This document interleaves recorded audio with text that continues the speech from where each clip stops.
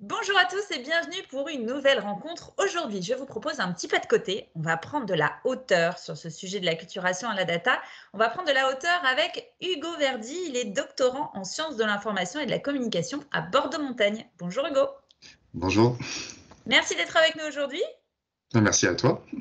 Alors, on a eu l'occasion de se rencontrer grâce à la magie de LinkedIn pour une raison un peu particulière, c'est que tu travailles en ce moment sur une thèse, donc tu es doctorant et en fait dans ce cadre-là, tu m'avais contacté pour qu'on échange et c'est une thèse à propos de la data littératie à Bordeaux-Montagne. Tout à fait. Est-ce que tu peux nous en dire un petit peu plus? En fait, c'est quoi le sujet précis de ta thèse? Alors, si on se réfère vraiment, tu vois, au titre actuel de ma thèse, c'est data Ça peut changer? littératie. Comment? Ça peut changer? Ça peut légèrement changer à quelques termes près, mais ce sera toujours le même sujet. D'accord. Si on se réfère vraiment au titre, c'est data littératie, nouvelle donne épistémologique et professionnelle. Alors, qu'est-ce qu'on Vas-y, en... redis doucement. Nouvelle donne épistémologique et professionnelle. D'accord. Ça veut dire quoi, épistémologique? C'est l'étude des sciences. D'accord. Concrètement, c'est ça. Et dans le cadre justement de ma thèse, moi je m'intéresse à la data littératie, qui est donc cet ensemble de compétences, tu vois, qui sont nécessaires à la compréhension et à l'usage critique de la donnée, tu vois, à travers son accès, son interprétation, etc. Mhm. Et mon objectif, en fait, c'est de faire l'inventaire de ce concept, à travers donc son épistémologie d'une part, comprendre sa nature, la recontextualiser, et tu vois, d'autre part, comprendre ses applications, notamment, tu vois, à travers les différents curricula qui sont proposés dans le monde, ces applications concrètes. C'est quoi un curricula? C'est On va apprendre plein de mots avec toi aujourd'hui. En fait, c'est le pluriel de curriculum. C'est en fait tout simplement un cursus de formation, vraiment un cadre D'accord. pour donner une formation, et en l'occurrence dans la data littératie. Et l'objectif, en fait, au-delà de faire émerger ces connaissances, de mon côté, il y a des objectifs pratiques qui sont recherchés, notamment, tu vois, en ce qui concerne des applications vraiment formatives, de proposer des formations sur ce sujet-là. Donc, si je synthétise, ton objectif, c'est vraiment de réussir à mieux comprendre et faire l'état des lieux et de mieux comprendre ce qu'est la data littératie, avec comme objectif final qui serait de réussir à mieux former les gens à la data littératie. C'est ça? Notamment, oui, tout à fait. De manière très Très, très synthétique, mais c'est accessible. ça. D'accord, ça marche. Ok. Et quelle méthode tu utilises pour préparer, pour écrire ta thèse? Alors, moi, je me suis basé en fait sur sur un corpus de base qui comprend plusieurs centaines d'articles Alors, un scientifiques. corpus, c'est quoi? Excuse-moi. Alors, un corpus, en fait, c'est un ensemble, c'est un recueil, en fait, D'accord. de documents. Donc, ça peut être des textes, ça peut être des articles, etc. Et dans mon cas, donc, ce sont des articles scientifiques, des ouvrages de recherche qui sont à l'ordre de plusieurs centaines. Et je combine ça avec d'autres pratiques, la conduite d'entretien notamment, que je fais dans le cadre de faire émerger en fait la culture des données, en tout cas la traduction française de la data littératie, faire émerger cette vision française-là. Parce D'accord. qu'en fait, moi, je possède déjà une matière internationale qui est assez volumineuse. Elle J'ai pas existe en vraiment... fait. C'est-à-dire qu'à l'international, c'était un sujet qui avait déjà été adressé, mais pas en France. Alors, disons qu'à l'international, c'est visible. D'accord. Il y a beaucoup d'articles qui sont produits, beaucoup de recherches, c'est visible. En France, du fait déjà de mes recherches, je sais qu'on en parle. Je sais qu'il y a des spécialités dans l'ensemble des domaines de recherche, mais c'est pas aussi visible. Et il est là le souci. Donc le but, moi, c'est de faire un peu émerger tout ça. D'accord. Faire cet état des lieux de toutes les ressources aussi disponibles sur la thématique. Tout à fait. Alors, on parle de data littératie parce qu'en fait, il y a un vrai sujet déjà de sémantique. Tu as vu, moi aussi, j'essaie de positionner des mots un peu compliqués. Pourquoi tu as choisi ce mot de data littératie et pas une autre formule? Parce que, en tout cas, dans le monde de l'entreprise, on entend parler d'acculturation à la data, de culture data et data littératie, un petit peu moins, mais ça en fait partie aussi. Pourquoi le choix de ce wording-là? En fait, ce qu'il faut vraiment comprendre, c'est que le terme data littératie, tu vois, c'est le terme qui est internationalement employé. Alors, le problème, c'est que c'est pas sans souci. C'est que, tu vois, nous, en tant que public français, on comprend à peu près ce que c'est une donnée. Hein, c'est pas non plus sans souci, ce côté-là. Mais par contre, quand on parle de littératie, ça parle vraiment à personne. Ce qu'il faut vite resituer, c'est que la littératie, à la base, c'est l'étude de l'écriture et de la lecture, et de comprendre un peu ses impacts, tu vois, sur la cognition humaine, comprendre un peu comment on voit le monde à travers ces deux courants, enfin ces deux objets-là. Donc, la littératie, attendez, j'essaie de reformuler. La notion de littératie, ça veut dire l'impact de l'écriture et de la lecture sur la pensée. c'est ça? Tout à Comment fait. ça impacte, la maîtrise de cette littérature, de cette littératie impacte sur la pensée, c'est ça? Tout à fait, tout à D'accord. fait. De manière Et très réductive, mais c'est ça. C'est un courant anthropologique, tu vois, qui a vraiment été remis en valeur dans les années 60 par Jacques Goudy, d'autres auteurs. Mais le problème, tu vois, de ce terme de littératie, c'est que déjà, il est très peu connu. C'est un public assez expert qui le connaît. Et il est souvent traduit par alphabétisation, en fait. Euh, et quand il est associé à un domaine d'études particulier, par exemple, si je te dis média littératie, digital littératie ou data littératie, ça, on a déjà entendu, ça, la digital littératie, la média littératie, c'est vrai. Historiquement, enfin, on n'avait pas encore. Enfin, c'est la dernière étape, c'est la data littératie, c'est ça? on va dire ça plus ou moins. En tout cas, c'est plus connu, en fait. Ça a été beaucoup plus mis en lumière ces dernières décennies, au contraire de la data littératie qui prend vraiment son envol depuis les années 2010 environ. D'accord. Et en fait, ce qu'il y a, c'est que quand tu associes le terme de littératie à un domaine d'études, en fait, en France, on le traduit par culture. C'est pour ça que normalement, tu entends culture de l'information, culture des médias, Ah oui, culture c'est vrai, t'as numérique. raison. Tu vois, c'est comme ça, en fait, qu'il est souvent traduit. Euh, Par contre, tu vois, si on reste sur le cadre de la data littératie, moi, si j'emploie pas de terme français, c'est que, en fait, il n'y a pas de dénomination véritablement arrêtée, quel que soit le milieu, en fait. J'ai pu trouver, tu vois, culture des données, culture data alphabétisation, maîtrise des données, littératie des données. En fait, il y a beaucoup de termes, beaucoup de traductions qui sont employées. Et le problème, en fait, c'est que, en fonction de l'angle d'approche, en fonction de la traduction que tu vas employer, il n'y aura pas la vision qui sera complètement identique. Donc, c'est un petit peu compliqué pour moi, tu vois, d'utiliser ces termes-là. Et l'objectif de ma thèse, c'est un peu de faire la synthèse de tout ça pour essayer de trouver une dénomination qui soit pertinente, si on veut traduire la data littératie en France. C'est intéressant de voir comment le choix des mots peut avoir un tel impact, hein. Ça donne vraiment un angle de vue sur les choses complètement différentes. Complètement.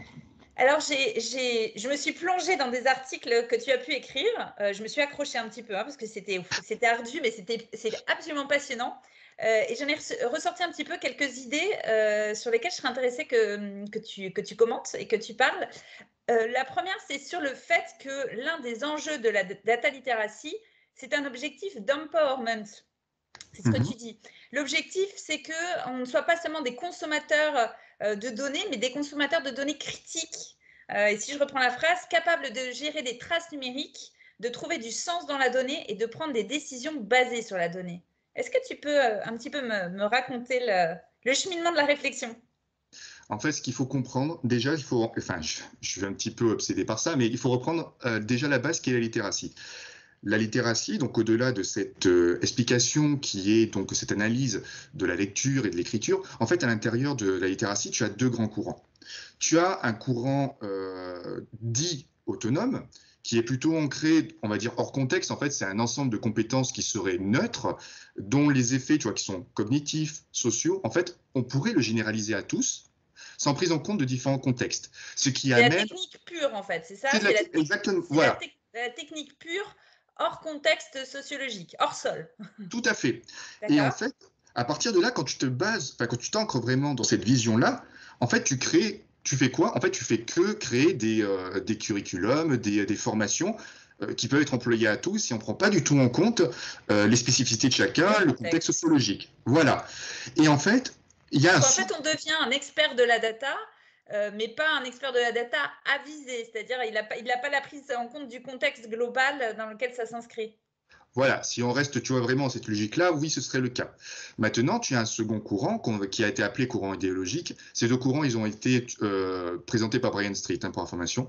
En fait, le second courant, qui serait plutôt idéologique, il prend en compte justement ces pratiques sociales, il prend en compte le contexte.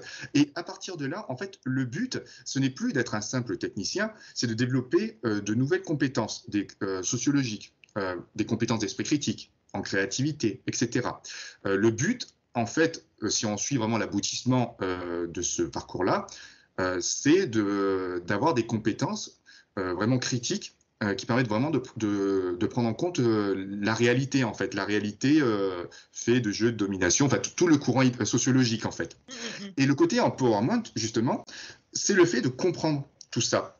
C'est le fait d'avoir vraiment un recul critique sur d'où proviennent les données, qu'une donnée n'est pas neutre, elle est construite en fonction d'une vision particulière, de Les logiciels biais particuliers. qu'il peut avoir, identifier des biais. Exactement. Tout à fait. Et, Tout à fait. et Et en ça, fait, ouais, vas-y. ce qui est assez intéressant, c'est que tu me disais, en fait, il y a aussi un parallèle avec comme l'information, comme tout à l'heure, on parlait de data literacy, média literacy, mais sur ces sujets-là aussi, il y a eu un petit peu la même évolution avec le sujet de l'information, non? Puisque l'objectif, Complètement. c'est d'avoir un regard un peu critique sur l'information. Tout à fait. En fait, si tu reprends un petit peu, tu reviens en arrière, alors là, on était sur la donnée, on va revenir sur l'information. L'information, à la base, ça a été un enjeu économique et militaire du fait de la guerre froide, hein. C'est vraiment dans les années 50-60 que ça commence vraiment à émerger. Et il a fallu du temps, en fait, pour qu'on passe vraiment d'applications techniques, de développement de compétences pratiques, à le fait que ce soit reconnu comme un droit humain. En fait, le côté empowerment, il est venu vraiment à la fin des années 90 et début 2000 pour présenter L'information est devenue un droit humain. complètement. En fait, je peux même te citer Officiellement? officiellement, en fait, en 2003, ce qu'on appelait la déclaration de Prague, qui a vraiment reconnu en fait l'information literacy, donc la culture de l'information comme un droit humain. La phrase qui a été employée, c'est que l'information literacy, donc la culture des données, est préalable à une pleine participation à la société de l'information et fait partie du droit humain primordial d'apprendre tout au long de la vie. Permet ce fameux esprit critique, enfin aussi ce recul, quoi. Complètement, Et, complètement. et tu vois un petit peu des enjeux communs avec ce qu'on voit en ce moment avec la donnée. On parle là tellement en ce moment de données personnelles, de propriété de chacun à avoir la propre et pleine propriété de ses données personnelles. Il y a aussi un petit peu ce lien, on retrouve le même lien qu'avec l'information. Tu penses que ça va peut-être devenir un jour un droit humain, En la fait, donnée? c'est quasiment déjà le cas. Quand tu regardes, par exemple, tout ce qui a pu être discuté pendant la crise du Covid, même si on y est encore, mais en tout cas, à partir vraiment des années 2020-2021, il y a eu une masse volumineuse de données sur les contaminations, sur le virus, etc., qui sont propagées à une très grande vitesse. Et la Commission européenne s'est posé la question, de devoir maîtriser ces données-là. Et in extenso, de devoir, tu vois, l'intégrer dans les parcours citoyens. Donc pour moi, oui, ça suit exactement le même chemin que l'information, parce que de toute façon, on est, comment dire, on vit dans un monde de données, comme on vit tout autant dans un monde d'information, et il faut comprendre déjà que ces données-là influent notre quotidien et qu'il faut se les approprier. Pour moi, voilà, c'est nécessaire de vraiment le maîtriser en fait. Très bien. Autre élément qui était également dans un de tes articles, c'est que la littératie s'oppose à l'illittératie. Alors c'est marrant, je l'avais pas visualisé comme ça, donc forcément on pense assez rapidement à l'illettrisme, qui est quand même un vrai sujet et qui est aussi devenu une vraie responsabilité de la part d'ailleurs de l'État, etc. C'était un vrai sujet. Est-ce que tu penses que la data est aussi essentielle à la compréhension du monde que peut être le fait de savoir lire, de savoir écrire? Et est-ce que tu penses que c'est une responsabilité de qui? Est-ce que c'est plutôt une responsabilité de la part des entreprises, des acteurs publics, de réaliser justement cette acculturation? En fait, déjà, ce qu'il faut bien prendre en compte, c'est que quand on met un domaine d'étude, l'information, la data en l'occurrence, avec la littératie, déjà de base, ça signifie qu'on sait lire et écrire. C'est une donnée absolument essentielle et nécessaire. Parce que, par exemple, pour donner un exemple, quand tu te retrouves face à des graphiques, par exemple, dans le cas de la formation, ça veut dire que tu comprends le rôle de chacun de ces graphes, tu comprends qu'une donnée est associée à une information particulière, etc. Donc, il y a déjà ces nécessités de base quand tu emploies la data literacy. D'autre part, ce qu'il faut comprendre, donc, c'est que savoir lire et écrire, bon, évidemment, tu ne deviendras pas un expert des données. Hein, c'est le but, en Ça fait, suffit pas. ça suffit pas. C'est pas, enfin, c'est pas l'objectif, en fait. Le but, c'est que vraiment tout le monde puisse savoir lire et écrire de la donnée, comme autant de la formation et autres. Tu m'avais dit, c'est comme si toutes les personnes qui savent lire et écrire ne sont pas des écrivains, en fait. Tout à De la fait. même manière, c'est pas parce que on est acculturé à la donnée qu'on devient forcément un expert de la donnée, en fait. C'est un petit peu le même parallèle. Tout à fait. On n'est pas du tout des logiques nécessairement ultra techniques. On est vraiment dans du savoir partagé. Et justement, ce savoir partagé, pour revenir à ta seconde question, en fait, pour moi, c'est une responsabilité qui est partagée, qui est commune. C'est autant le rôle des formateurs dans l'université, que les rôles des entreprises, que le rôle des institutions, que l'éducation nationale, tout simplement parce que ça nous concerne tous. C'est pas l'objet d'un expert. C'est D'accord. c'est partagé à tout le monde. C'est Donc, nous, intéressant ce que tu on dis. peut se mettre. C'est un savoir partagé et qui doit être partagé. Ça fait partie de la responsabilité de tout le monde qu'il soit partagé, en fait. Tout à fait. Ouais, super intéressant. Eh ben, écoute, super déjà, ça nous donne, on a fait un petit focus sur des sujets un petit peu précis, mais je trouve que ça enrichit beaucoup la vision, en tout cas de nous qui sommes vraiment dans le monde de l'entreprise et qui vivons cette data literacy par, on va dire, l'expérimentation concrète et voilà, au contact des collaborateurs. Je trouve que ton angle de vue donne vraiment cette prise de recul qui est hyper intéressante. Dis-moi Hugo, quand est-ce que tu vas rendre ta thèse? Combien de temps ça prend à faire une thèse? C'est long? Alors, dans les sciences humaines et sociales, alors, de manière générale, une thèse, c'est 3 ans. Sauf que dans les sciences humaines et sociales, généralement, on déborde un peu parce que c'est pas, enfin, ça demande beaucoup plus. Enfin, non, c'est très mauvais de dire ça. Ça demande d'autres pistes d'analyse qui sont plus longues à faire, en fait. Oui. Alors, dans mon cas, au plus tôt, ce serait 2023. Mais moi, je pense plutôt milieu 2024 environ. Le temps de finir toutes mes analyses et toutes mes recherches. Ça marche, super. Ben, on suivra ça de près. Et je crois que tu avais un petit appel à faire. Tu as un besoin? Un peu, oui. En fait, ce que je disais tout au début de cet entretien, c'est que moi, je travaille actuellement sur l'émergence, enfin en tout cas de faire connaître la vision française de la culture des données. Donc j'interroge un certain panel d'experts et en particulier donc le monde de l'entreprise.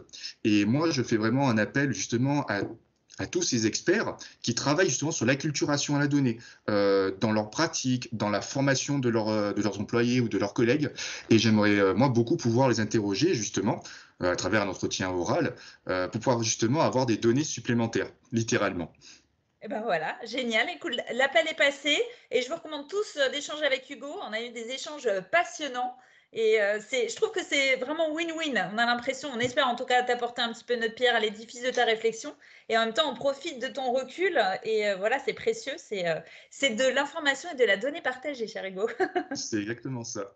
Merci beaucoup Hugo et on va mettre en référence aussi toute une liste de livres que tu nous conseilles sur le sujet. Voilà, si on a envie de continuer à se plonger dans ce sujet passionnant de la data literacy. À très bientôt Hugo, on reste connecté et bon courage pour la fin de ta thèse. Merci beaucoup. À Très bonne bientôt. journée à toi.